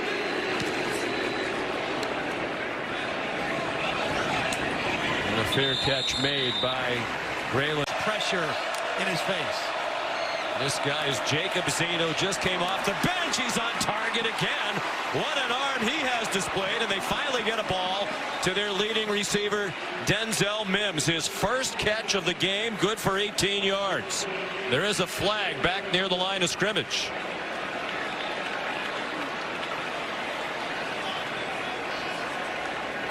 You know, they might call linemen downfield. Eligible downfield. Offense number 61. The 5-yard penalty. First down. Khalil Keith. It's an RPO, which means the line is blocking run, and the quarterback and receivers are adjusting the pass. Watch Khalil Keith. He's blocking run. He's going to get beyond 4 yards here. He's going to get all the way down the field here in the block, and the ball is thrown. That's an easy penalty to call and the correct call. That's the problem when you run RPOs. Those linemen, they're just doing their job. It's a gray area that has a lot of coaches annoyed, but there was nothing gray about that. He was way down the field. But what an arm Zeno has displayed. Matt Rule's very upset Baylor by that call, but that was the right call. No way! 5:45 to go. The Big 12 championship on the line. The officials the entire time. During that timeout, 1st and 15 from their own 5. True freshman Jacob Zeno just entered the game, showing off a strong arm, and he's on target again. It's Chris Platt all the way to the 10-yard line. Now, we had a hard time identifying him because he's usually number 14, but you can't have 2 14s in the game. Zeno's number 14, so Platt had to switch to 12. They did a great job faking the bubble screen. Platt looked like he was going to block and then turned upfield and showed the speed. Well-designed play during that timeout. And a big chunk play that the Baylor offense desperately needed. And how about the poise and the arm talent of Jacob Zeno? Every ball he has thrown has been a rocket on target.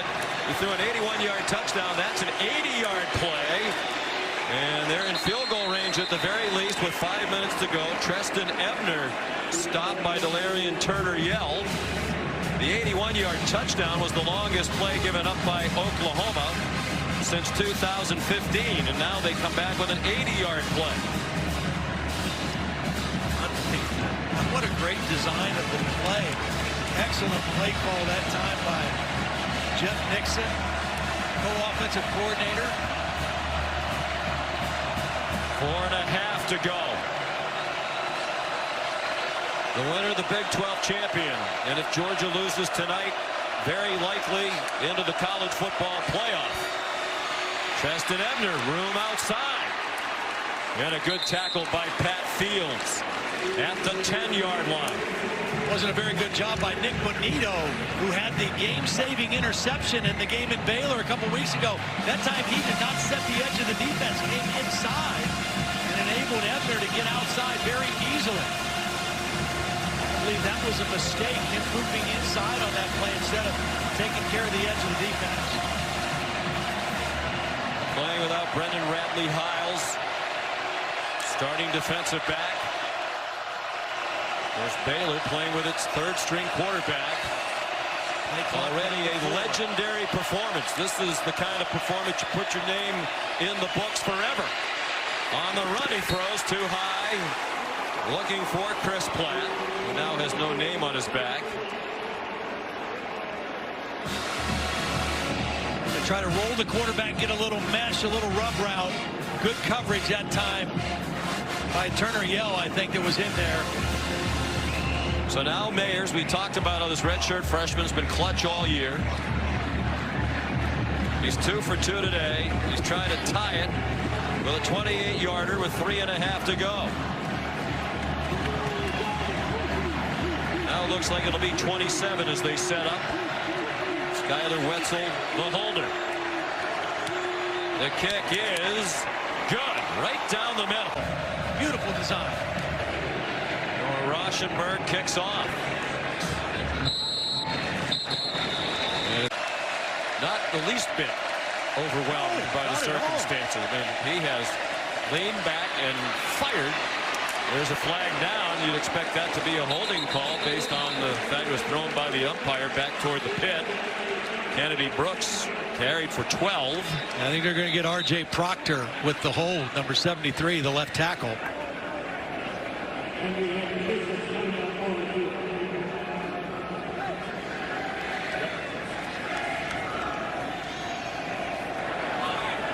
Holding.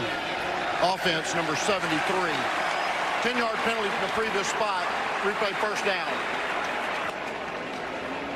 R.J. Proctor. Meanwhile, Kennedy Brooks and Chris Miller are still down. Yeah, it was a hard collision right in the middle of the field with helmet contact. Remember, we talked about Chris Miller has already had 3 targeting fouls on the year.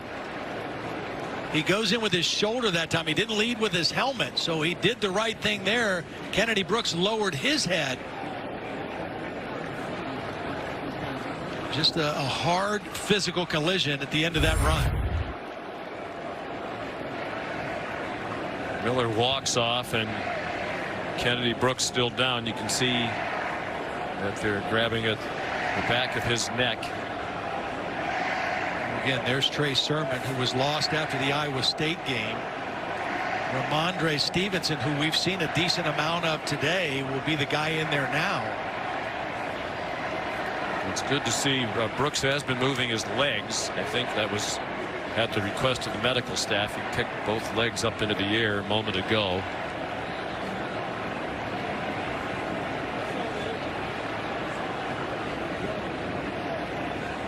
Looks like now they're ready to help him up. Thank goodness. Well, these are 2 physical football teams, especially defensively. You know, it's one of those deals where for years everybody said, well, they don't play any defense in the Big 12. Well, they're starting to play a little better defense. I mean, you've got Iowa State that plays good defense. These 2 teams are the 2 best in the league right now playing defense. So these are 2 very good defensive teams. Much improved, both of them. Baylor's giving up more than 13 points per game fewer than a year ago. That was the 4th biggest improvement in the country. We chronicled earlier Oklahoma's dramatic improvement. And last year their offense was historically great, but the defense was so bad that the committee had to ponder leaving them out of the college football playoff because the defense was worst in the country against the pass. The committee won't have to worry about that this year if Oklahoma is under consideration. Well, this is going to fall on Jalen Hurts now. He's had magical moments in conference championship games like last year when he came off the bench, and this game is falling squarely on his shoulders right now. With 3:16 left in a tie ball game, this is what he came to Oklahoma for. Opportunity to do something like this. Win a championship and hopefully get his team into the college football playoff. Set the game clock to 3:23.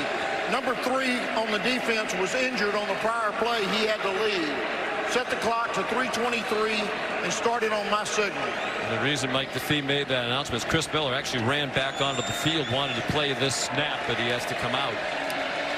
So if you're Baylor's defense now, you've got to handle the 1-2 punch of Oklahoma. You've got to get that guy on the ground and that guy on the ground.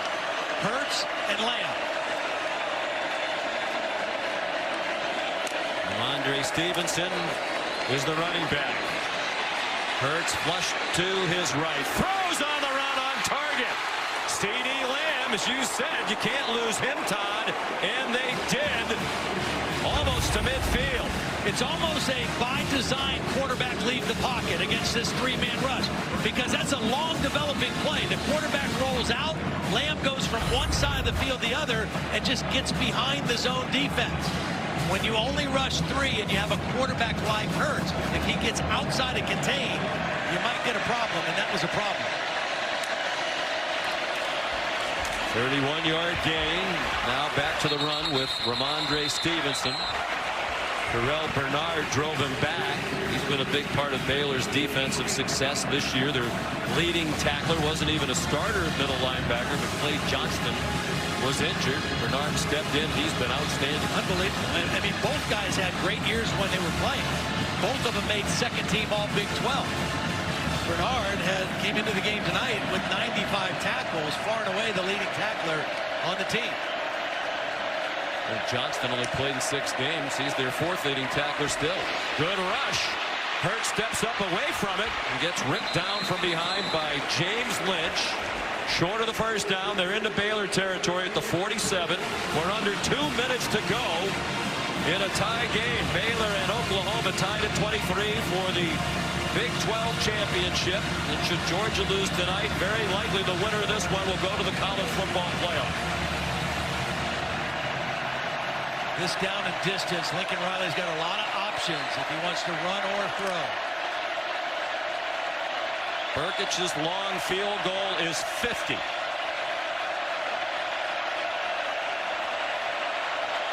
Baylor showing man coverage right now with the potential pressure, and Lincoln Riley wants a timeout. With a crucial 3rd down and 3.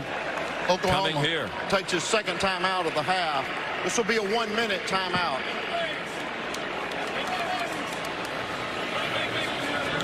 Well, it hasn't always been pretty. No. But it sure fun, has though. become exciting. Yeah. What Jacob Zeno has done in this game, to me, is the most remarkable thing. But how about this key 3rd down and 3 here? Yeah. Where do they go? Well, I think they put the ball in Jalen Hurts' hands. I think they give him something where he has the option to throw if it's there and run if it's not there. I mean, he's their leader. He's their guy. He's got him to this point. And I think you keep it in his hands here. And you might even be thinking 2-down territory here with Jalen Hurts having it twice. Well, that would be risky near midfield. Jalen Hurts making history. Oklahoma now with 1 timeout left. Baylor has 2. Jalen, the first player ever to start at quarterback in a conference championship game for 2 different schools. Yes. Did it, of course, for Alabama a couple of years ago. Came off the bench to win it for them. Last year in the SEC game against Georgia, when Tua Tagovailoa got hurt in the 4th quarter, they were down by a touchdown. Will he have more late game heroics here to lead Oklahoma to victory? Again, you know, when Baylor has rushed 3, they've been able to collapse the pocket, but they haven't been able to keep Jalen Hurts in the pocket. I'd be curious to see if Phil Snow wants to bring some extra defenders on this 3rd down play to pressure Hurts. Stevenson remains the featured back. Jeremiah Hall in there as well, number 27. They rush more people. Hurts in retreat, sets himself and fires, and it's C.D. Lamb. Oh, they're waving it off here. Well, the back judge comes in. All the other officials were saying catch. On the field is an incomplete pass. 4th down. The officials were getting ready to mark the ball inside the 35, but the back judge emphatically came in and he got the call right. Credit Donnie Altman, the back judge, with the best view of it. Clearly an incomplete pass, and now what does Lincoln Riley do on 4th and 3, 1:14 to go, tied at 23. He's going to punt the football, and probably the smart thing to do. Your defense has played well enough for you to win. You've leaned on your defense. See if they can get another stop. Perhaps at Oklahoma, they're long overdue for the defense to carry the offense. You know, it's interesting because when we talked to Alex Grinch, he said we don't want to blame it on the offense. Say, hey, go win it for us. They have their own standard now. Reeves Munshaw the punt. Lands near the 15 and takes a great bounce. They almost waited too long. Inside the one. Michael Hasty lined up behind him. He is under center. That's all you can do. Now, Oklahoma can stop it once if they want to. But if you're Baylor, you're playing for overtime right now. I mean, you're too far back in your own territory. You fought your way back with the third quarterback. You just want to play this game in overtime now. 4 fourth quarter come from behind wins this season against Iowa State, Texas Tech, Oklahoma State, TCU, trailed in the fourth quarter in all of them, rallied to win all of them.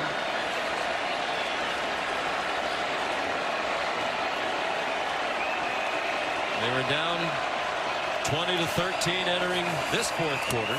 Get down. Zeno again. I mean, so many of these quarterbacks now come out of high school with these spread offenses. They're never under center. A lot of times they arrive at college, they have to be taught how to take the snap from center. Neither team's going to stop it. And this Dr. Pepper Big 12 championship game with so much at stake, including the possibility of a spot in the college football playoff, will go to overtime. Quarterback playing in his conference championship with his second team, and we have a true freshman playing in his first ever. It'll be the veteran Hurts. Seems like he's been in the spotlight in college football forever, unlike Jake Zeno, who just emerged out of literally nowhere. There's a face mask as C.D. Lamb caught the pass and then got spun around.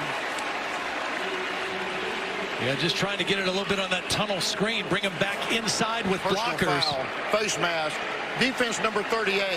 Half the distance to go from the end of the run. Automatic first down. Jordan Williams, one of the captains, one of the guys who made that call on the heads on the coin. Clearly face mask. Never let go of it. And a big break right away for Oklahoma. Jordan Williams, one of many seniors and fifth-year seniors who were here through the difficulty. They all had the opportunity to leave, go someplace else.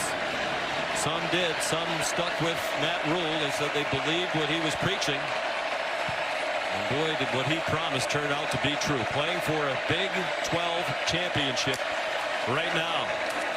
On 1st and 10, Jalen Hurts inside the 10. Powerful run. We talked to Terrell Bernard yesterday, the linebacker who played against Jalen Hurts in high school. He said he was tough to tackle in high school, and he's only gotten stronger since. Well, he was such a known weightlifter in high school, power lifter, also a state champion in powerlifting, and he's continued that in college. Just so powerfully built, particularly in his lower body, and you see that in that leg drive on a play like that. One of the great winners in college football history. 37-3 combined as a starting quarterback at Alabama and Oklahoma, with excellent casts around him, obviously. Ramondre Stevenson, a touchdown for Oklahoma.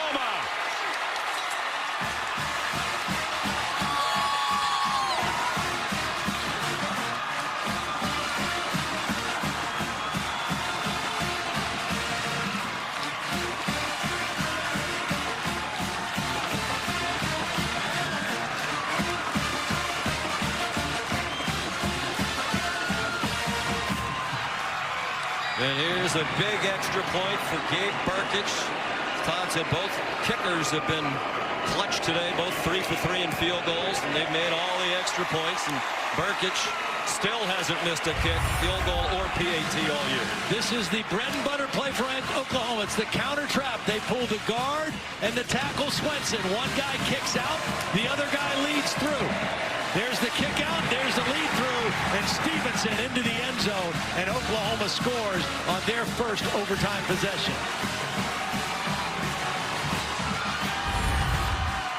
So it's a 7-point lead. Baylor will need a touchdown.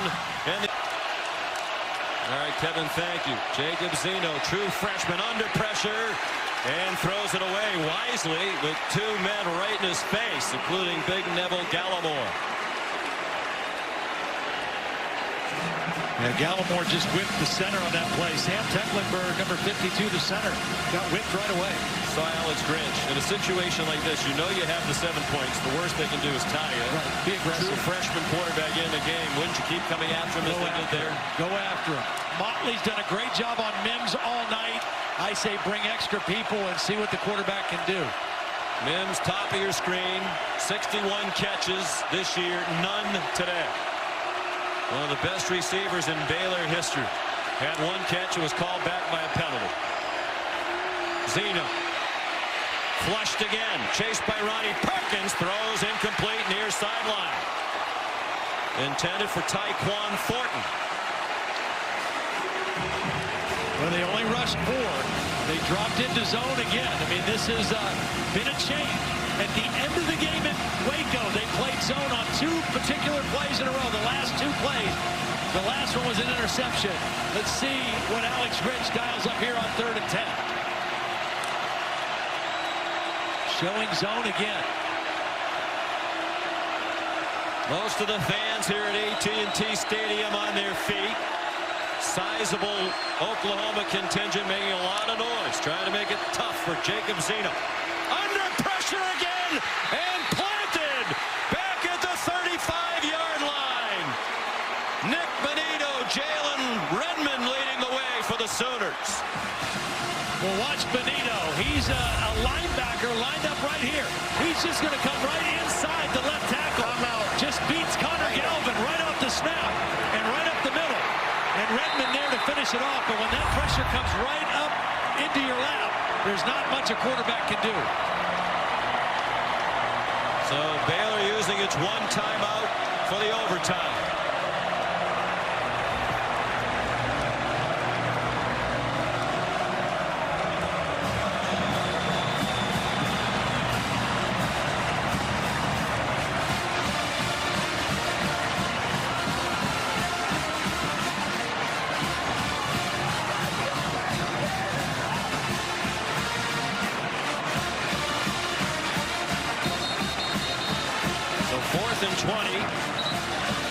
Continue to bring the heat after Jacob Zeno, who's demonstrated when he has time, he can be as accurate and strong-armed as just about any quarterback you'd see. They've had a magical season. They've had an unbelievable turnaround in just a couple of years. But they're down to 1 play to try to stay alive for the Big 12 title and the national championship picture. I think you got to get the quarterback out of the pocket, maybe roll him to the field here. They rush 4, drop everybody else, and they still get there. He got the throw off. It's incomplete. And Oklahoma is the Big 12 champion again.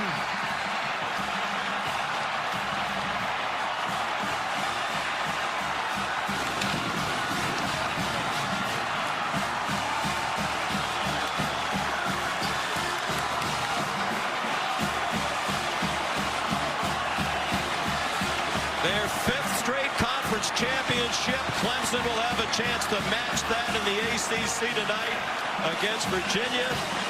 And Jalen Hurts almost certainly, Todd, heading back to the college football playoff, this time as a member of the Oklahoma Sooners if Georgia loses tonight. The team he dealt defeat to in the SEC championship game 1 year ago. Lincoln Riley, if that's the case, is going back to the college football playoff, this time with the defense. For sure. Yeah, the defense really was the biggest factor in them winning the game today, especially at the end when they overwhelmed Baylor. Here's Holly.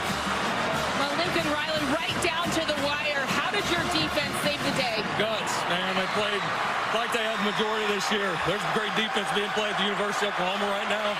Man, I'm proud of those guys, the coaches, all our guys, man. We hung in there, didn't play our best. We beat a damn good team here today, and we're the champs. It was hard, Lincoln. I see the emotion in your face. How difficult was this win today? It's what it should be. This league's been great all year. Baylor's has a heck of a team. They're easily one of the best teams in the country. It was a great battle. We had 2 great battles with them. Hats off to Coach Roland Baylor. You've had a special quarterback in Jalen Hurts. Jalen. I don't care about that, bro. What's up, bro? Good stuff, man. You win the championship for the Big 12 in your first season playing in this conference. How wild has this year been for you behind the scenes? We talk about the perseverance of this team and how hard we work. As soon as I got here, man, putting the work in every day. And we set out, you know, to do this, and we did, but we're not done. So we're happy about this. We're very excited. I know better than to ask you that, Jalen, by now. But your teammates. They voted you a captain. How has this brotherhood surrounded you for success? I love this guy. I love these guys. They took me in, made me one of them. They accepted me as their leader, and through my goods and my bads, they have my back all the time, and I love them. Years from now, when we talk about your story in college football, how will we describe this crazy ride you've been on? Well, I hope the story ain't over. Thank you. It's had some remarkable twists and turns. This game did as well. Jalen Hurts, 11 out of 13 passing, by the way, in the second half. Clutch as usual, and it matters most. Jacob Zeno, scout team quarterback earlier in the week, into the game as the third quarterback for Baylor. His performance will long be remembered. Oklahoma perhaps on to the playoff. And if not, at the very least, the Sugar Bowl. If they go to the playoff, it's Baylor in the Sugar Bowl.